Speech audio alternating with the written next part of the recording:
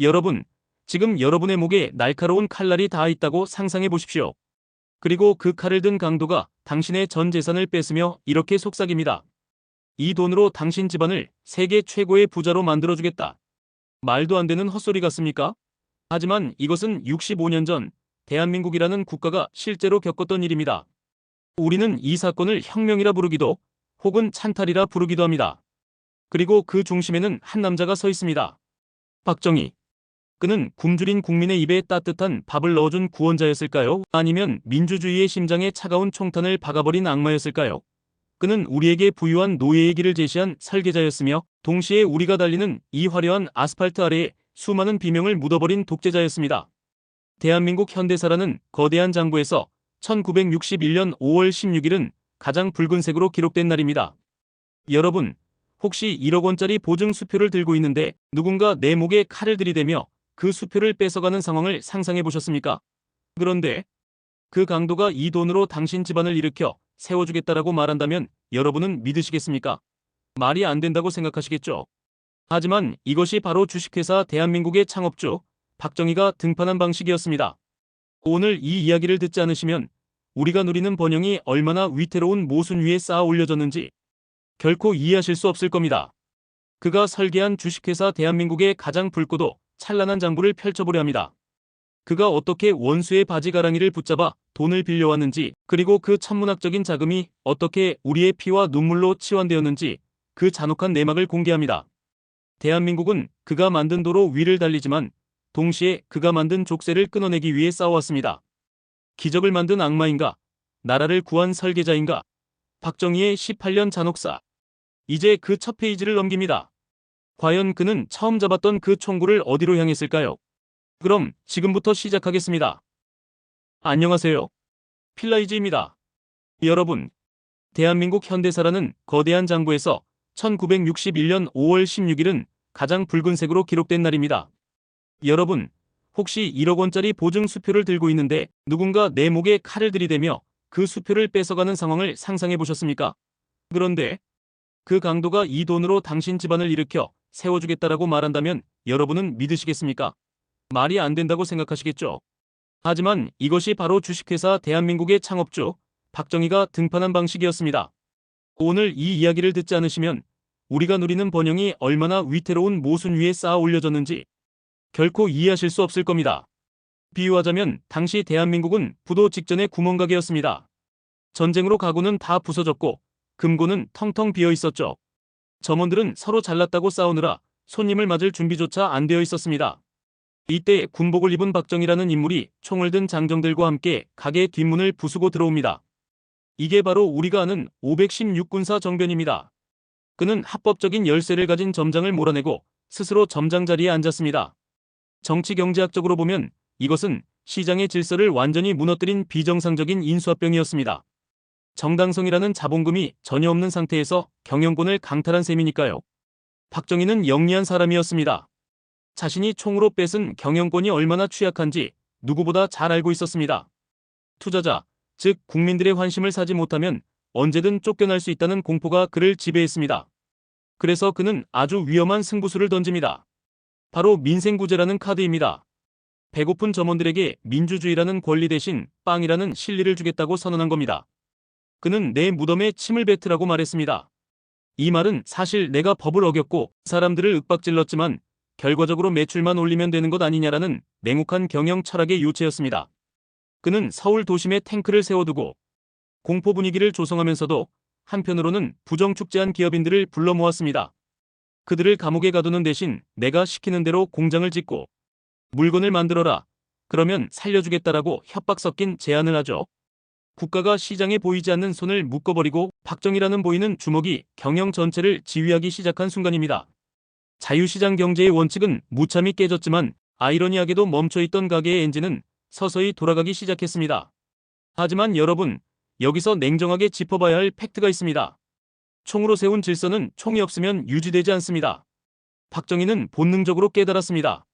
가게 매출이 당장 오르지 않으면 자신이 앉은 점장 의자가 가시방석이 될 것이라는 사실을 말이죠. 그래서 그는 군복을 벗고 기묘한 변신을 준비합니다. 총구 뒤에 숨겨진 진짜 목적, 즉 영원한 통치를 위한 합법적 가면을 쓰기로 한 겁니다. 그런데 그가 대통령이라는 직함을 달기 위해 가장 먼저 한 행동이 무엇인지 아십니까? 국민의 지지를 얻기 위해 그가 선택한 방법은 우리가 예상치 못한 눈물쇼와 돈줄 찾기였습니다. 그가 과연 어떤 표정으로 국민 앞에 섰는지, 그리고 그 천문학적인 사업 자금은 어디서 훔쳐왔는지 다음 장에서 그 충격적인 내막을 공개합니다. 대한민국이라는 회사의 임시 점장이 된 박정희는 이제 선택의 기로에 섰습니다. 군복을 입고 계속 가게를 지킬 것인가, 아니면 합법적인 점장으로 인정받기 위해 선거라는 정식 오디션을 치를 것인가.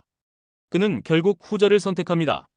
1963년 그는 군복을 벗고 양복으로 갈아입었습니다. 다시는 이 땅에 본인과 같은 불운한 군인이 없도록 하겠다는 말로 국민들의 감성을 자극하며 제5대 대통령 선거에 출마했죠. 하지만 여러분, 이 말은 사실 엄청난 역설이었습니다.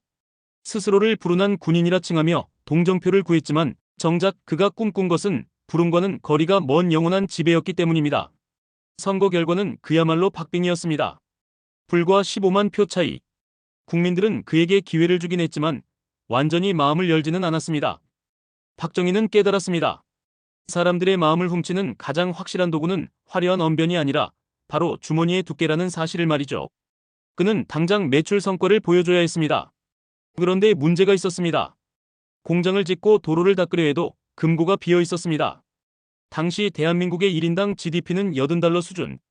아프리카 가나보다도 가난했던 시절입니다. 국내 어디를 털어도 사업 미천이 나올 구석이 없었습니다. 여기서 박정희의 무서운 결단력이 발동합니다. 그는 자존심을 굽히고 밖으로 눈을 돌렸습니다. 비유하자면 과거에 우리 집을 괴롭혔던 이웃집 원수에게 가서 머리를 숙이고 돈을 빌려오는 방식을 택한 겁니다. 이것이 바로 그 유명한 한일협정과 청구권 자금의 시작입니다. 국민들은 분노했습니다. 민족의 자존심을 팔아먹는 매국적 거래라며 대학생들이 거리로 쏟아져 나왔죠. 하지만 박정희는 차갑게 반응했습니다. 자존심이 밥 먹여주느냐는 식이었죠. 그는 반대파를 무력으로 진압하며 일본에서 가져온 돈을 산업의 종잣돈으로 삼았습니다. 그뿐만이 아니었습니다. 그는 더 먼 곳으로 떠났습니다. 독일의 차디찬 광산 지하 1000m 아래로 청년들을 보냈고 병원 수술실로 간호사들을 보냈습니다. 그들의 월급을 담보로 차관을 들여온 겁니다. 말 그대로 국민의 피와 땀을 담보로 잡힌 눈물의 대출이었습니다. 박정희는 이 돈을 쥐고 대한민국이라는 거대한 공사장의 설계도를 그리기 시작합니다. 하지만 여러분, 여기서 우리는 아주 서늘한 질문을 던져야 합니다. 원수에게 고개를 숙이고 자식들의 피를 팔아 마련한 이 소중한 종잣돈이 과연 모두를 위한 축복이 되었을까요? 아니면 또 다른 비극의 씨앗이 되었을까요? 박정희는 이 돈을 들고 가장 먼저 지도 위로 달려갔습니다. 그리고 아무도 믿지 않았던, 아니 모두가 망할 것이라 확신했던 거대한 줄 하나를 긋기 시작합니다. 그것은 대한민국의 물류를 완전히 뒤바꿀 동맥이자 누군가에겐 죽음의 길이 될 프로젝트였습니다. 지도 위에 그어진 그 핏줄 같은 선이 어떻게 대한민국을 세계적인 제조 강국으로 만들었는지, 그리고 그 길 위에서 흘린 눈물의 양은 어느 정도였는지 궁금하지 않으십니까? 이제 본격적으로 시작되는 한강의 기적, 그 찬란한 이면을 들여다보겠습니다. 대한민국이라는 지도 위에 박정희가 그은 첫 번째 굵은 선, 그것은 경부고속도로였습니다. 지금 우리가 보면 당연한 길이지만 당시에는 전 재산을 털어 로또를 사는 것만큼이나 무모한 도박이었습니다. 세계은행조차 한국의 상황에서 고속도로는 시기상조라며 대출을 거부했죠. 야당 정치인들은 도로 위에 드러누워 차도 없는 나라에 무슨 길이냐, 쌀쌀 돈으로 길을 닦느냐며 격렬하게 저항했습니다. 하지만 박정희는 멈추지 않았습니다. 비유하자면 그는 집안에 가구 하나 없어도 일단 마당부터 대문 밖까지 아스팔트를 깐 겁니다. 물건을 만들면 실어 나를 길부터 있어야 한다는 철저한 공급자 중심의 경제관이었습니다. 그는 현장 지휘소에서 잠을 자며 불도저처럼 밀어붙였습니다. 2년 5개월이라는 세계 건설사에서도 유례없는 짧은 기간에 서울과 부산을 잇는 동맥이 뚫렸습니다. 사람들은 이것을 기적이라 불렀지만 그 기적의 아스팔트 아래에는 수많은 노동자의 피와 땀, 그리고 30명에 가까운 희생자의 목숨이 묻혀 있었습니다. 효율을 위해 안전을 생략한 박정희식 빨리빨리 경영의 첫 번째 명암이었습니다. 도로는 열렸고 물류가 돌기 시작하자 공장들이 그 길을 따라 세포 분열하듯 생겨났습니다. 하지만 도로는 시작일 뿐이었습니다. 박정희는 더 거대한 야망을 품었습니다. 산업의 뼈대를 만들려면 쇠가 필요했습니다. 그는 아무것도 없는 포항의 모래사장에 포항제철을 짓겠다고 선언합니다. 이번에도 세상은 비웃었습니다. 자본도 기술도 경험도 없는 나라가 무슨 제철 소냐는 비아냥이 쏟아졌죠. 이때 박정희와 박태준은 실패하면 우리 모두 우양우에서 영일만 바다에 빠져 죽자는 이른바 우양우 정신으로 배수진을 칩니다. 조상의 피값인 대일 청구권 자금을 여기에 쏟아부었습니다. 만약 실패했다면 대한민국은 영원히 일어서지 못했을 겁니다.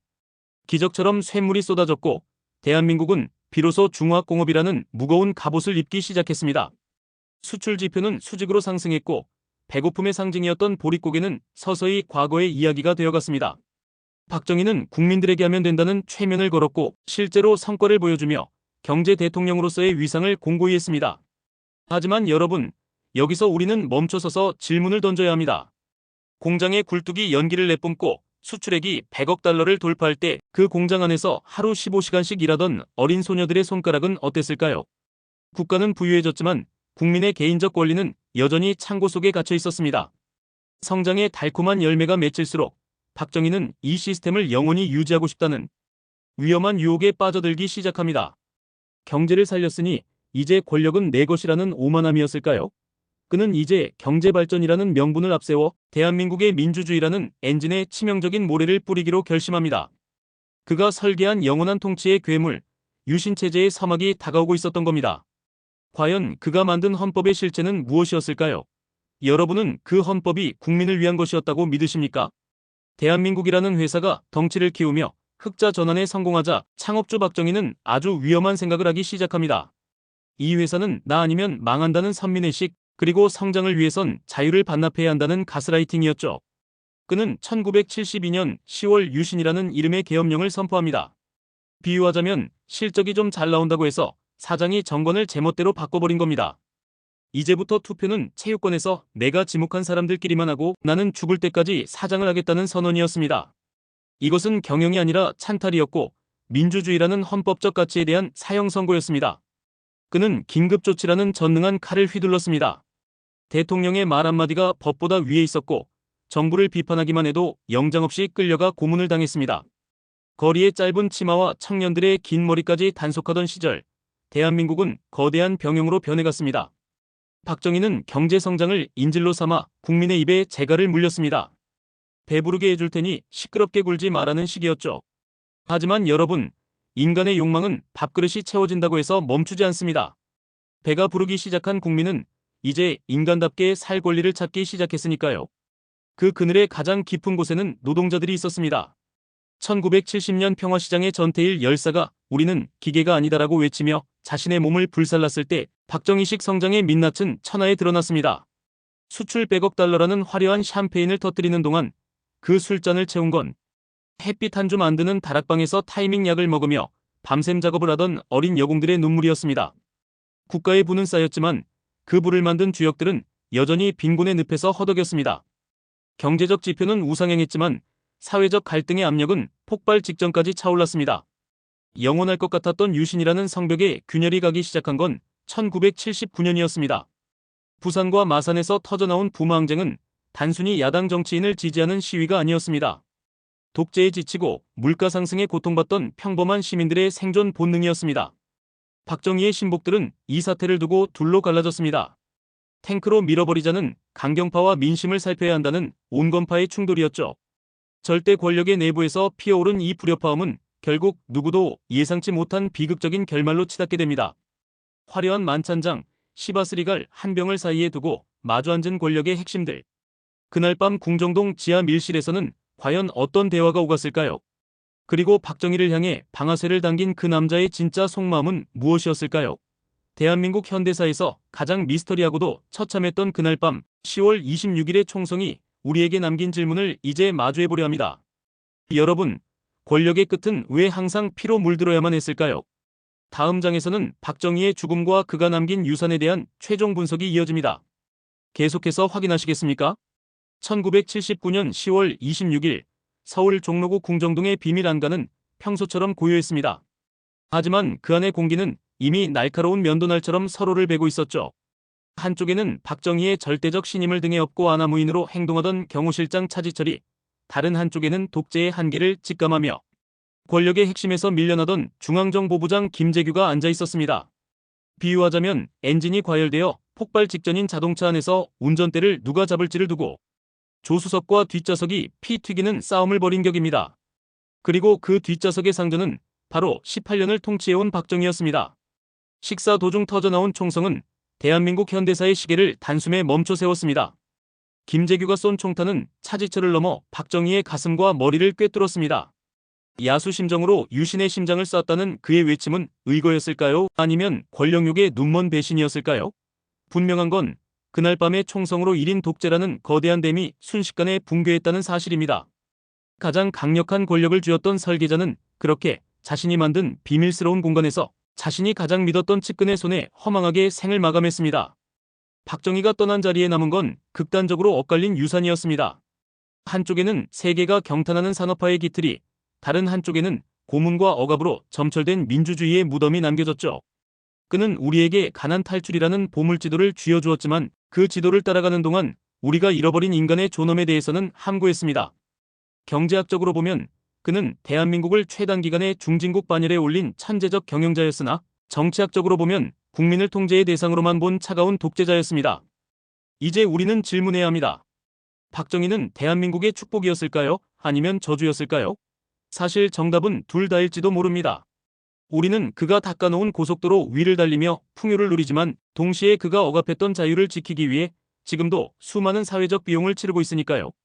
그는 죽었지만 성장과 분배, 효율과 민주주의라는 해묵은 논쟁은 여전히 우리 사회의 심장을 관통하고 있습니다.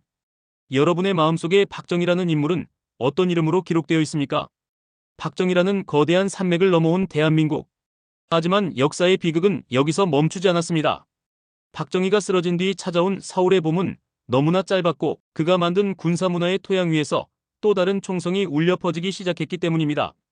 박정희의 죽음이 만든 권력의 공백을 치고 들어온 또 다른 별들의 전쟁, 그리고 그들이 만든 또 다른 잔혹사의 시작. 여러분, 역사는 과연 반복되는 것일까요?